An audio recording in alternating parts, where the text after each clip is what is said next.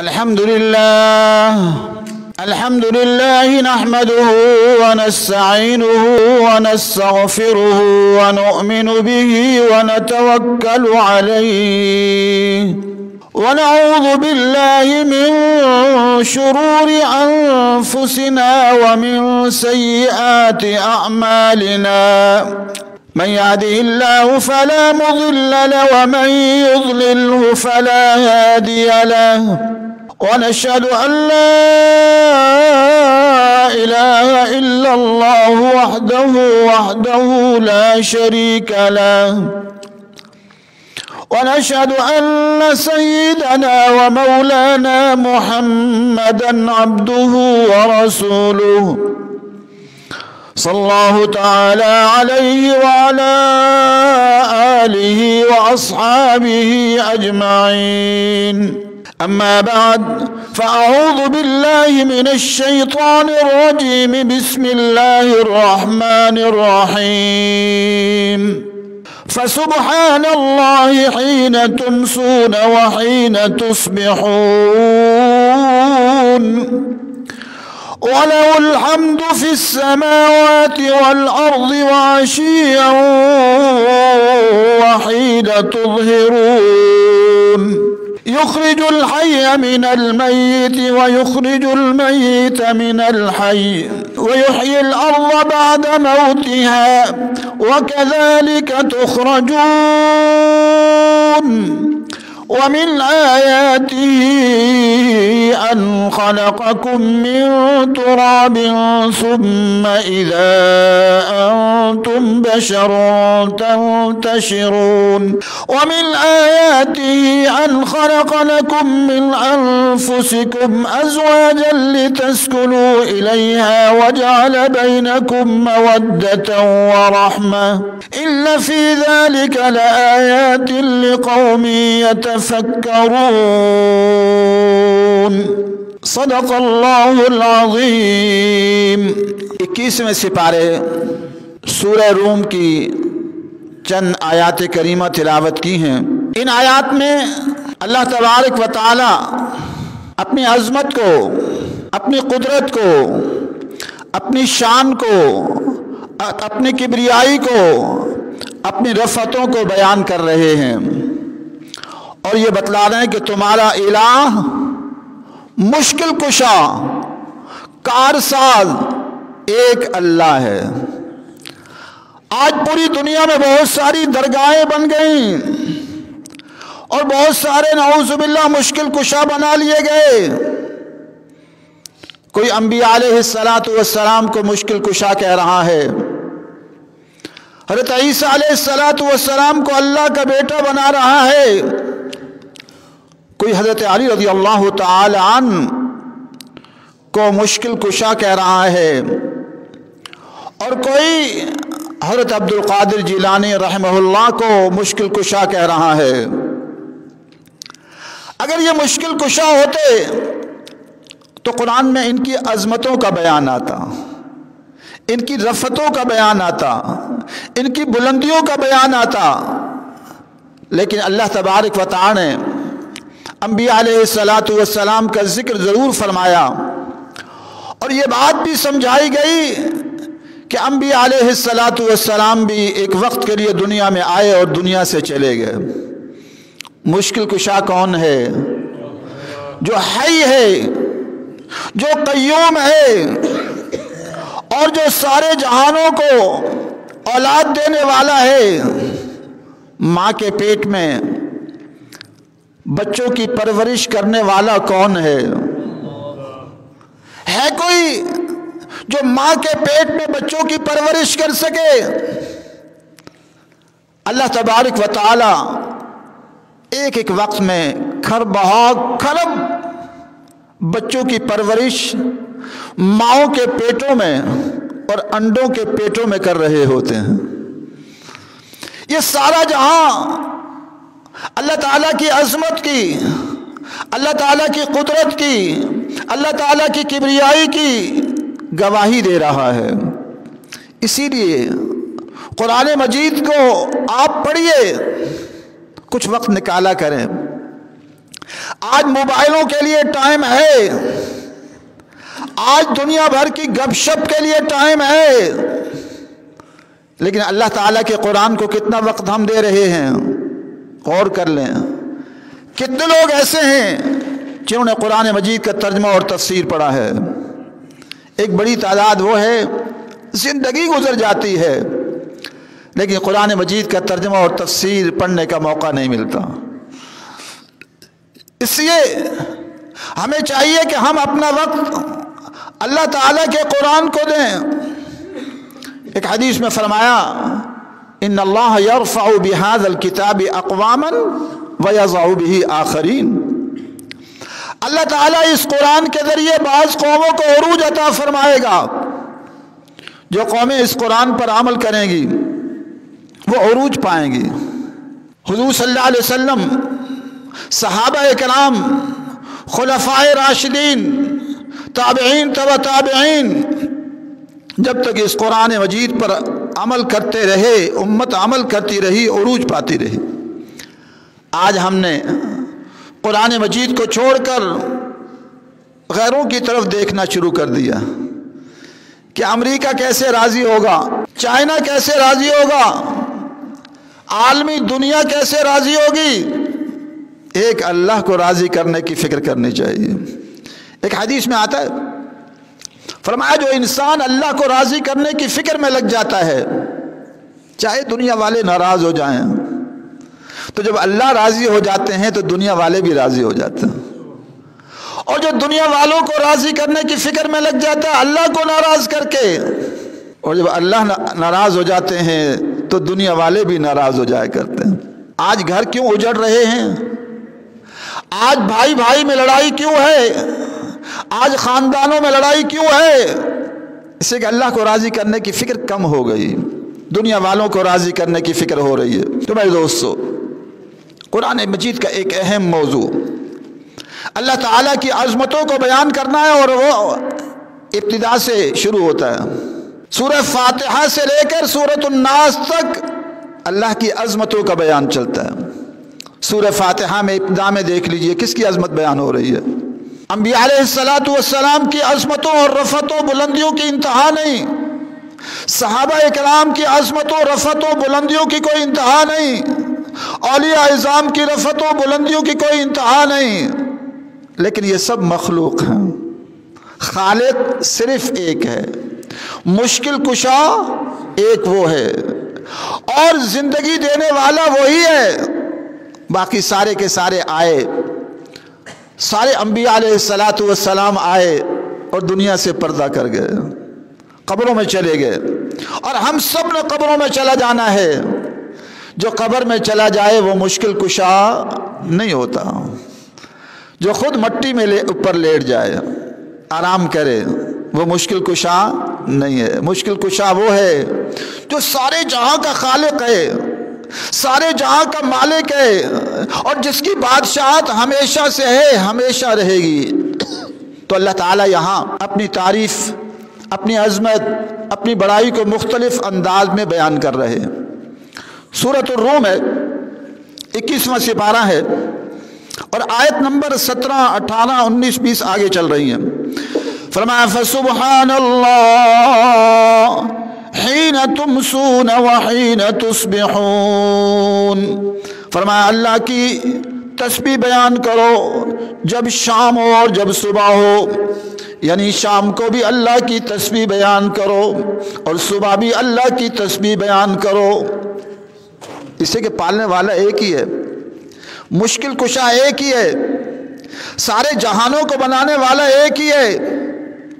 سارے انبیاء علیہ السلام اور سارے صحابہ، سارے اولیاء اور سارے اتقیاء اور سارے ایمان والے مرد عورت انس و جن مل جائیں اور سارے فرشتے مل جائیں، ایک انسان کی تخلیق نہیں کر سکتے، اور ایک پھل کا دانہ نہیں بنا سکتے، ایک سبزی کا دانہ نہیں بنا سکتے۔ اللہ تعالیٰ اکیلے۔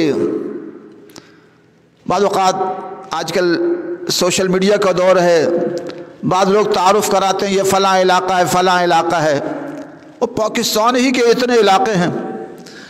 کوئی ساتھی گلگت کی طرف جا رہے تھے تو بتلا رہے تھے کہ یہ فلاں علاقہ، یہ فلاں علاقہ، فلاں علاقہ. میں نے کہا واہ ربا، ہم تو علاقوں کے نام نہیں جانتے.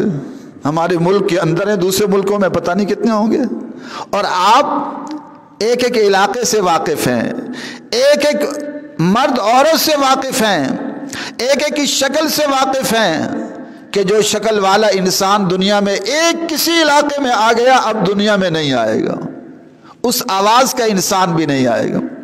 تو پھر تعریفوں کا مستحق کون ہے؟ اللہ، جس نے سارا جہاں بنایا، جو آسمان و زمین کا مالک ہے، جس نے سارے انبیاء علیہ الصلوۃ والسلام کو بنایا اور ان کو عظمتیں عطا کی.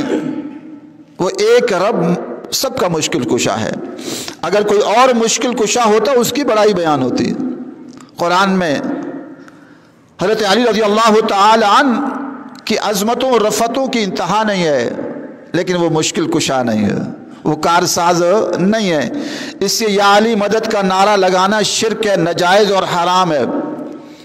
انشاءاللہ وقت آ رہا ہے پاکستان میں اور پوری دنیا میں قرآن و سنت کا نفاذ ہوگا اور یہ نعرہ لگانا جرم ہوگا. ایسے ہی لبیک یا رسول اللہ کے نعرے، یہ بھی صحیح نہیں ہے.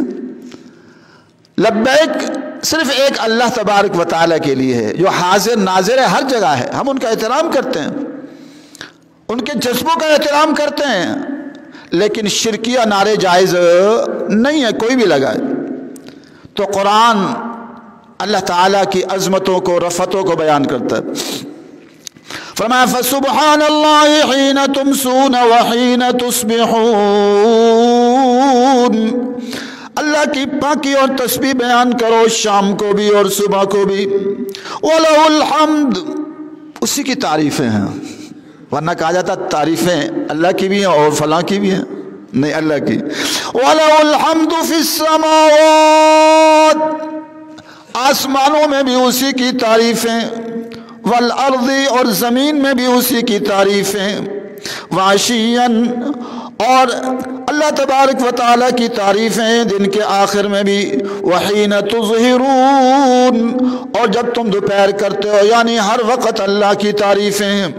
اور کیوں نہ ہو، تھوڑا سا منظر بتایا کیوں اللہ کی تعریفیں. یخرج الحی من المیت، وہ عظمت والی ذات، وہ شان والی ذات، وہ کبریائی والی ذات، وہ قدرتوں والی ذات زندہ کو مردہ سے نکالتا ہے. کھرب انڈے مردہ، اندر سے دیکھو کچھ بھی نہیں ہے، نہ آنکھ ہے، نہ کان ہے، نہ چونچ ہے، نہ کوئی چیز ہے. یخرج الحی من المیت، وہ نکالتا ہے زندہ کو مردہ سے.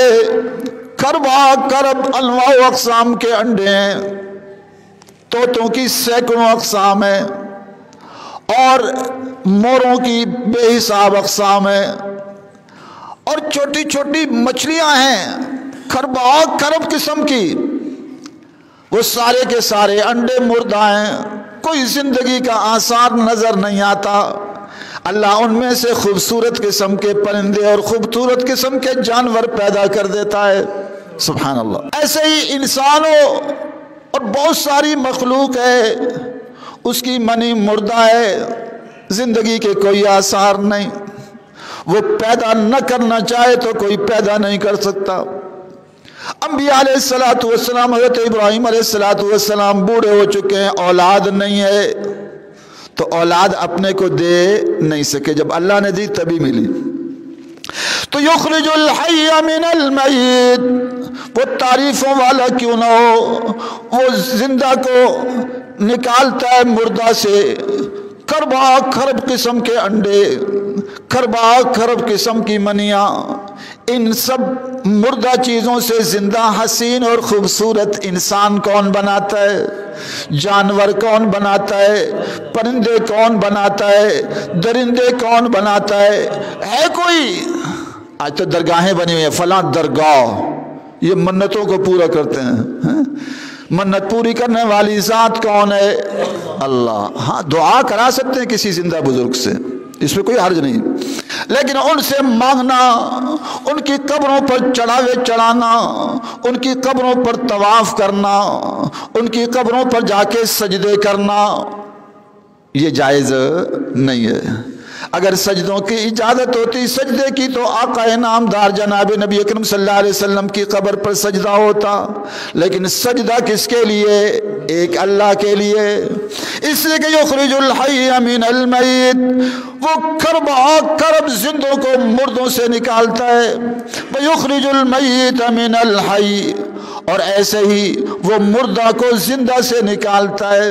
مرغیاں ہیں، پرندے ہیں، زندہ ہے، ان میں سے انڈے برآمد ہو رہے ہیں، مردہ، انسان سے منی نکل رہی ہے، مخلوق سے منی نکل رہی ہے، مردہ، یہ سب کچھ کس کا نظام ہے؟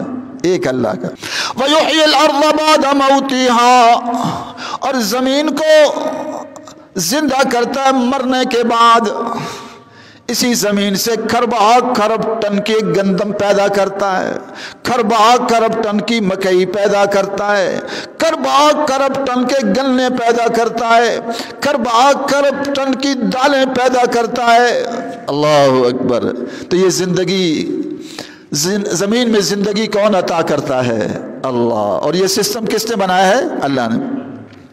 وَكَذَلِكَ تُخْرَجُونَ، فرمایا تم ایسے ہی تم بھی اٹھائے جاؤ گے۔ ایک حدیث میں آتا ہے جب انسان مر جاتا ہے تو اس کی ساری چیزیں ختم ہو جاتی ہیں، مٹی میں مل جاتی ہیں، مگر جس کے بارے میں اللہ تعالیٰ چاہیں۔ لیکن انسان کی ریڑھ کی ہڈی کا آخری ایک چھوٹا سا ذرہ ہوتا ہے، وہ نہیں ختم ہوتا، وہ باقی رہتا ہے۔ تو سائنسدانوں نے اس پر تجربہ کیا کہ آخر وہ مٹی میں ختم کیسے نہیں ہوتا، تو اس کو ریڑھ کی ہڈی کے آخری حصے کو، جز کو لے کر انہوں نے جلانے کی کوشش کی، تو وہ جلانے سے جلا نہیں۔ تیزاب میں ڈالا تو تیزاب میں ڈالنے سے ختم نہیں ہوا، کیمیکل شعاعیں ماری جس سے ہر چیز پگھل جاتی ہے، اس سے بھی وہ نہ پگھلا۔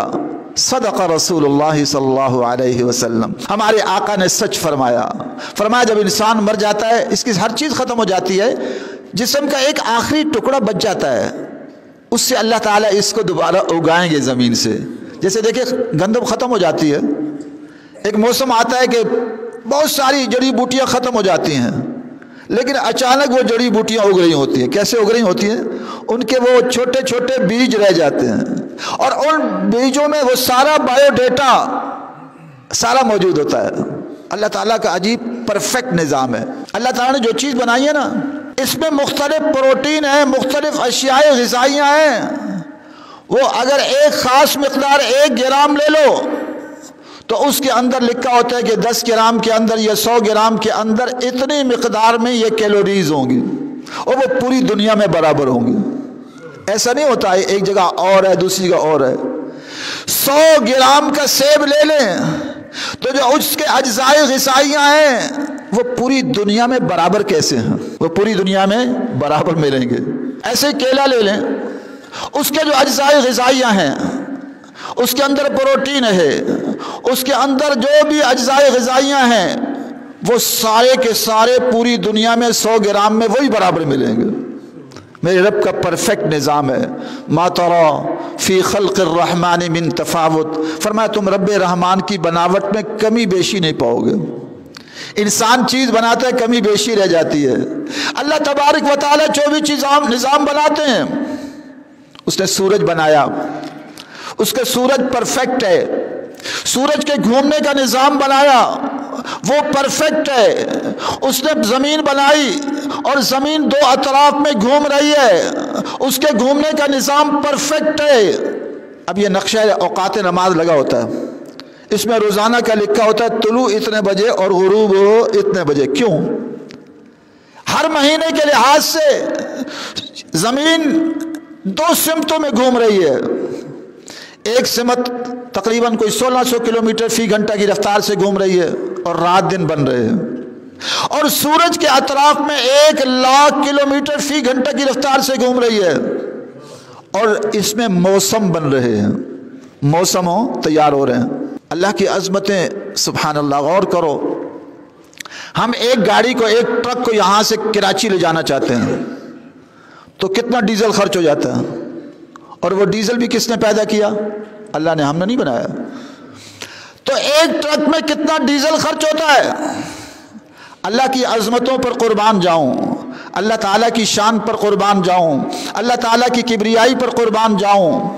اللہ تعالیٰ ایک زمین نہیں، ایسے کھربہا کھرب زمینیں اور ہیں، کھربہا کھرب ستارے سیارے اور ہیں، اور سارے گھوم رہے ہیں، اور اللہ تعالیٰ کے ہاں اس میں کوئی مشکل نہیں ہے۔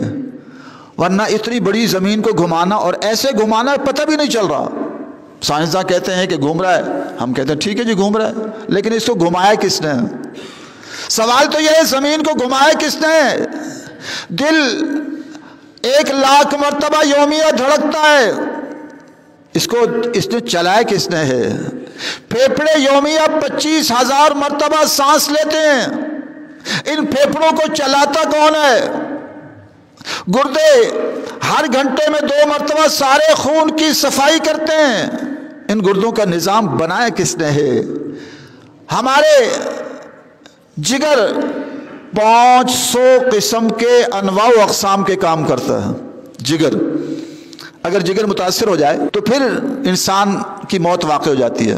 اگر یہ ختم ہو جائے، سارا جہاں نہ ایک دل بنا سکے، نہ ایک پھیپھڑا بنا سکے، نہ ایک گردہ بنا سکے، نہ ایک جگر بنا سکے، نہ ایک تلی بنا سکے، نہ ایک معدہ بنا سکے، نہ ایک دماغ بنا سکے، تو وہ رب کتنی عظمتوں والا، کتنی شان والا، کتنی قدرتوں والا، جس نے کھرب کھرب دماغ بنا دیے، اور کھرب کھرب دماغ آج بھی موجود ہیں، اور ہر ایک کو اس کی ضرورت کے مطابق دماغ دے رہا ہے۔ حضرت موسیٰ علیہ السلام جب فرعون کے پاس گئے اور فرعون کے سامنے اللہ کی وحدانیت، اللہ کی عظمت، اللہ کی بڑائی، اللہ کی شان کو بیان کیا، تو فرعون نے ایک سوال کر لیا جو عام طور پر لوگ سارے ہی کرتے ہیں، اور وہ سوال یہ تھا، فرعون نے کہا قال فمن ربکما یا موسیٰ، اے موسیٰ اگر میں رب نہیں ہوں، بادشاہت میری ہے، حکومت میری ہے، فوجیں میری ہیں، قوت میرے پاس ہے، اگر میں رب نہیں ہوں تو رب کون ہے بتاؤ؟ نظر تو کوئی بھی نہیں آتا، کون رب ہے؟ قال فمن ربکما یا موسیٰ، کہا اے موسیٰ یہ بتاؤ اگر میں رب نہیں ہوں تو رب کون ہے؟ حضرت موسیٰ علیہ السلام نے جواب دیا، مختصر جواب، سورہ طٰہٰ 16واں سپارہ، قال فمن ربکما یا موسیٰ، اے موسیٰ تمہارا رب کون ہے اگر مجھے رب نہیں مانتے؟ حضرت موسیٰ علیہ السلام نے اتنا مختصر جواب دیا کہ وہ ایک آیت کے اندر جواب دے دیا ہے، لیکن پوری زندگی اس کے معانی اور مطالب پر غور کرو، ختم نہیں ہوں گے۔ فرمایا میرا رب کون ہے؟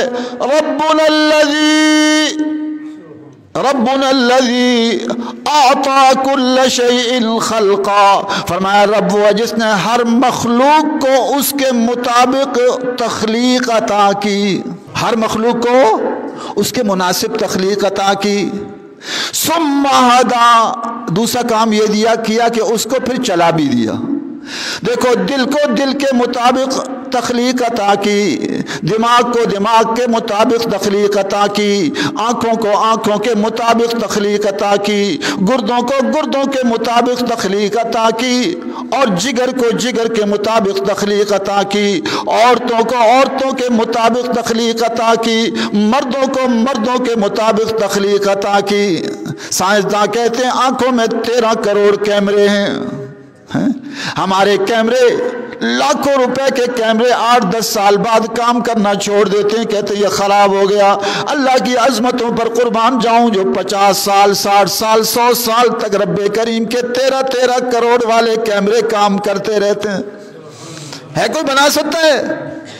ہمارے موٹریں خراب ہو جاتی ہیں تو تھوڑے دن بعد پتہ لگتا موٹر فیل ہو گئی بیچاری، لیکن اللہ کی عظمتوں پر قربان جاؤں، اللہ نے دل کو دل کے مطابق تخلیق بھی دے دی اور بتایا تو نے کام کرتے رہنا ہے، یہ بندہ سوئے گا جاگے گا، تیرا کام اپنا ہے۔ اب یہ دل ہمارا یوں کام کر رہا ہے، اگر ہم آدھے گھنٹے تک اپنے ہاتھ کو یوں چلائیں نا، یہ ہاتھ بیچارہ کیا ہو جائے گا؟ تھک جائے گا، لیکن یہ دل 24 گھنٹے بھی کام کر رہا ہے اور 24 سال سے کام کر رہا ہے اور 60 سال گزر گئے کام کر رہا ہے، ہم سے کبھی تعاون نہیں مانگا، اس لیے کہ رب کائنات نے کھرب دل بنائے، چیونٹی کو چیونٹی کے مطابق دل عطا کیا، ہاتھی کو ہاتھی کے مطابق دل عطا کیا، مچھر کو مچھر کے مطابق دل عطا کیا، ثم ہدا، پھر ہدایت دے دی تو نے کام کیسے کرنا ہے، زمین کو زمین کے مطابق تخلیق دی، ثم ہدا، پھر اس کو چلا دیا تو نے کیسے گھومتے رہنا ہے، کتنے عرصے تک گھومنا ہے، سورج کو سورج کے مطابق تخلیق دی، ثم ہدا، پھر اس کو ہدایت دے دی تو نے کیسے کام کرنا ہے۔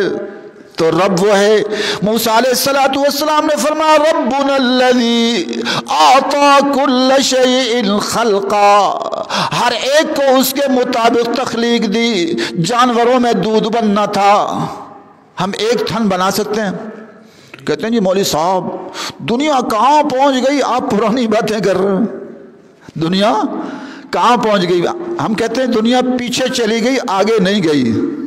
ارے وہ وقت تھا زلزلے آتے تھے تو ہمارے اعمال صالحہ اتنے اعلیٰ درجے پر تھے کہ حضرت عمر رضی اللہ عنہ کا درہ پڑتا تھا اور فرماتے تھے اے زمین تھم جا، کیا عمر رضی اللہ عنہ نے تجھ پر عدل نہیں کیا کہ تو کانپتی ہے؟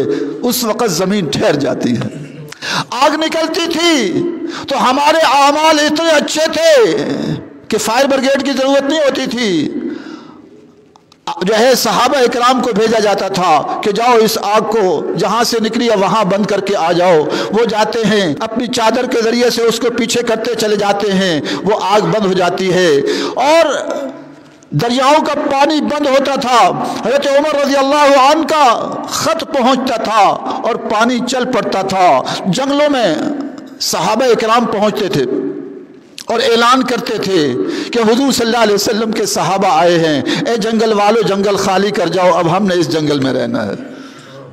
ہم کسی جنگل میں جائیں کہیں خالی کر دو، جنگل والے خالی کریں گے؟ درندے۔ حضرت عبداللہ ابن عمر رضی اللہ عنہ لوگ آ رہے ایک طرف سے بھاگتے ہوئے، پوچھا کیا ہوا؟ کہنے لگے حضرت شیر بیٹھا ہوا ہے، شیر راستہ بند کیا ہوا ہے۔ فرمایا اچھا، چلے گئے، جانے کے بعد شیر کو ایک تھپڑ لگایا ہلکا سا اور فرمایا اللہ کی مخلوق کو تنگ نہ کر، یہاں سے چلا جا۔ شیر اٹھ کے چلا گیا۔ سچ بتاؤ ہم آج ایک بلی کو تھپڑ مار سکتے ہیں؟ ہمارے اعمال کمزور ہو گئے، گناہوں میں پڑ گئے۔ ایک حدیث میں آتا ہے نا، آپ صلی اللہ علیہ وسلم نے فرمایا، اس میں 72 نشانیاں قیامت کی آپ نے فرمائی، آپ صلی اللہ علیہ وسلم نے، کنز العمال کی روایت ہے۔ اس روایت میں فرمایا کہ ایک وقت آ جائے گا کہ اچھائی برائی بن جائے گی، برائی اچھائی بن جائے گی۔ آج کل یہی دور آ چکا ہے۔ آج کیا ہے؟ گانے والے، رقص والے، بے حیائی کی زندگی گزارنے والے، فحاشی کی زندگی گزارنے والوں کو لوگ اچھا سمجھتے ہیں۔ کوئی خاندان میں بیچارہ نیک صالح متقی پرہیزگار ہو، اس کو لوگ کہتے ہیں عجیب سا ہے۔ آج کوئی مجاہد ہو، اس کو کوئی بیٹے دینے کو تیار نہیں ہے۔ مجاہد کو، حالانکہ جہاد تو بڑا فضیلت والا کام ہے، لیکن مجاہد کو بیٹی ہی نہیں دیں گے۔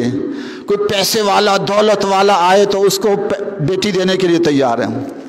تو آج اگر کہیں حق و صداقت کی آواز بلند ہو تو حکومت کو بھی پسند نہیں ہے۔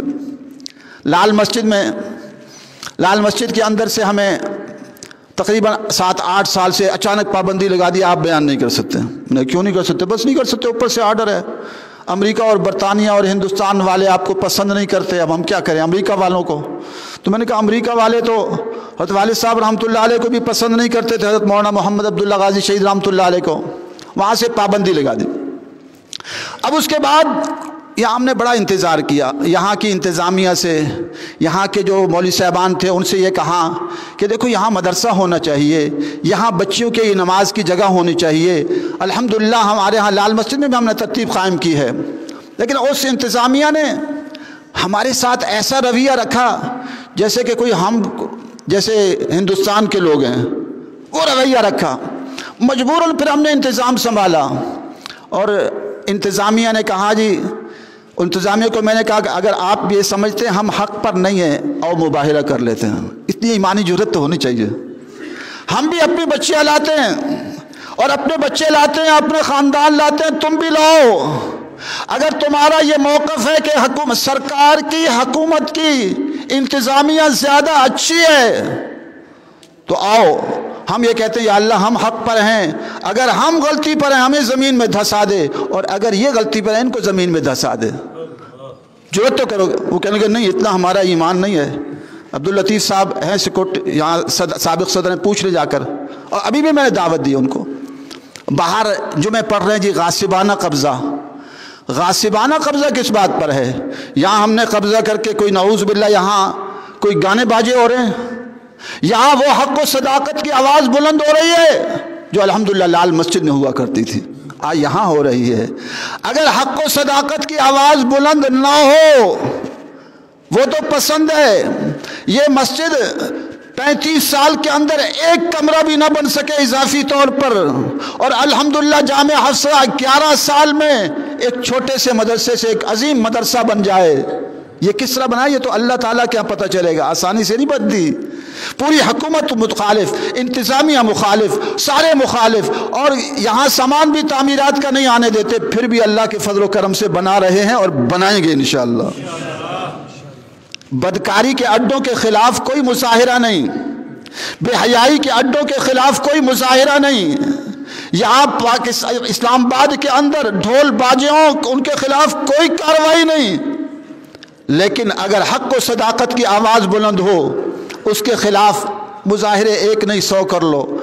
ہم تو شہادت کے متمنی ہیں، مجھے کئی مرتبہ انہوں نے آ کر دھمکیاں دی، میں نے کہا آ جاؤ کوئی پرواہ نہیں ہے۔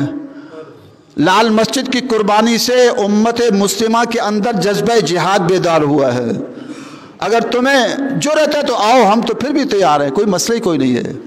تو اس لیے ہم حق و صداقت کی آواز اس مسجد میں نہیں پوری دنیا کی مسجدوں میں بلند کریں گے انشاءاللہ، وہ وقت آ رہا ہے۔ ہم شرک کا خاتمہ چاہتے ہیں، بے حیائی کا خاتمہ چاہتے ہیں، فحاشی کا خاتمہ چاہتے ہیں۔ آؤ اپنے مستورات کو بھیجو اور دیکھو کہ کتنی طالبات یہاں غریبوں کی پڑھ رہی ہیں، پورے وزیرستان سے لے کر، گلگت سے لے کر، اور کوہالہ سے لے کر، اور کشمیر کے آخر تک سرحد کی آخری سرحد تک کی بچیاں پڑھ رہی ہیں الحمدللہ۔ اور یہ ایک مدرسہ نہیں، جامع حفصہ G7 یہ تو ایک مدرسہ ہے، جامع حفصہ بحریہ ٹاؤن اور جامع حفصہ گورڑا، تقریباً وہاں پر گورڑا کے اندر 400-500 بچیاں پڑھ رہی ہیں، جامع حفصہ ٹکسلا اور جامع حفصہ بارکو اور جامع حفصہ ڈلہ، جامع حفصہ روات، اور ہمارے علاقے میں الحمدللہ اور علاقوں میں 50-60 مدارس بنائے ہیں۔ جن مدرسوں کو ختم کرنے کی کوشش کی تھی جنرل پرویز مشرف نے، آج وہ باہر بیٹھا ہے، آ نہیں سکتا۔ الحمدللہ ہم اسلامی نظام کی آواز کل بھی بلند کر رہے تھے، آج بھی بلند کر رہے ہیں، اور انشاءاللہ اب وقت آ رہا ہے اللہ کی زمین پر اللہ کا نظام آئے گا، جیسے افغانستان میں آیا ہے۔ آج ٹیکسوں کا طوفان ہے، بے حساب ٹیکس نافذ کر دیے گئے ہیں، ہمارے وزیر اعظم، ہمارے صدر، ہمارے جرنیل، ہمارے چیف جسٹس صاحبان، اور وہ روپے کے ان کے اخراجات ہیں، کام کیا صفر ہے، کچھ بھی نہیں ہے، سارے کھا پی رہے ہیں۔ الحمدللہ ان طالبان کو دیکھو، انہوں نے پوری دنیا کو کفر کو شکست دی۔ آج مہنگائی تھی تو انہوں نے 40% ٹیکس کم کر دی، یہاں روزانہ بڑھاتے جا رہے ہیں۔ تو بہرحال ہم نے حق و صداقت کی آواز بلند کرنی ہے۔ اگر وہ لوگ جو ہماری مخالفت کرتے ہیں اگلے جمعے کو آ جائیں، ہم سے مباہلہ کر لیں، پوری قوم کے سامنے مناظرہ کر لیں۔ شریعت کا حکم یہ ہے کہ نماز وہ پڑھائے جو اقرا ہو، عالم ہو، قرات کا مقابلہ کر لیں، وہ بھی قرات پڑھ لیں اور ہم بھی قرات پڑھتے ہیں۔ ہماری قرات کیسی ہے، ان کی قرات کیسی ہے، علم کا ہم کچھ بھی نہیں ہے، صفر ہے، لیکن الحمدللہ ان کے مقابلے میں جو لوگ وہ لائیں گے علماء، ان سے مقابلہ کر کے انشاءاللہ دیکھ لیں گے، آئیں مقابلہ کر لیں۔ تو بہرحال ہم یہاں نہیں پوری دنیا میں قرآن و سنت کا نفاذ چاہتے ہیں، اور ہر مسجد کو حق و صداقت کا مرکز دیکھنا چاہتے ہیں۔ اللہ تبارک و تعالیٰ سے دعا ہے کہ اللہ تبارک و تعالیٰ پوری دنیا کے مساجد کو، مراکز کو اور تمام عبادت گاہوں کو حق و صداقت کا مرکز بنا دے۔ وآخر دعوانا الحمدللہ رب العالمین۔